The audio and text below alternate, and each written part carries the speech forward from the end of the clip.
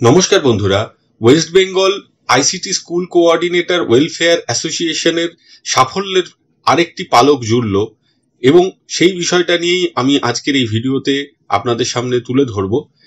West Bengal board of secondary এডুকেশনের তরফ থেকে deputy secretary academic West Bengal board of secondary education তিনি West Bengal ICT school coordinator welfare অ্যাসোসিয়েশনকে জানালেন যে তাদের যে পেয়ার ছিল যে কম্পিউটার এডুকেশনকে সিলেবাসে অন্তর্ভুক্ত করতে হবে এবং 4 জানুয়ারি 2024 তারা যে একটা লেটার দিয়েছিলেন এই বিষয়ে, সেই বিষয়ে এই সংগঠনকে জানানো হচ্ছে, in reference to the above mention subject it is to inform you that the matter is under process.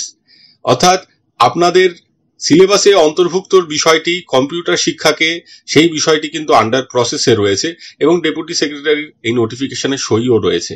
এতে কি কি সুবিধা হবে? প্রথমত, কম্পিউটার শিক্ষাকে সিলেবাসের আনতে হবে এই কথাটা কিন্তু কিছুদিন আগে বার্ষিক সভায় মাননীয় বর্ষিয়ান সাংসদ সৌগত রায় বলেছিলেন যে আমাদের লক্ষ্য হওয়া উচিত কম্পিউটার শিক্ষাকে মূল সিলেবাসের আওতায় নিয়ে আসা।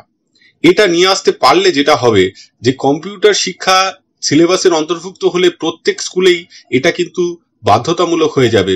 তখন একদিকে যেমন প্রচুর আইসিটি টিচার নিয়োগের প্রয়োজন পড়বে, অর্থাৎ অনেক ছেলেমেয়েরা নতুন চাকরি পাবে, সেরকম 5-6 ফেজে যারা এখনো পর্যন্ত সরকারিভাবে সরকারের অধীনে আসতে পারেননি, যেটা তাদেরও একটা বড় দাবি, সেই দাবি পরিপূর্ণ হওয়ার পথে কিন্তু অনেকটাই এগিয়ে যাওয়া যাবে এবং অচিরেই এই দাবি পরিপূর্ণ হবে।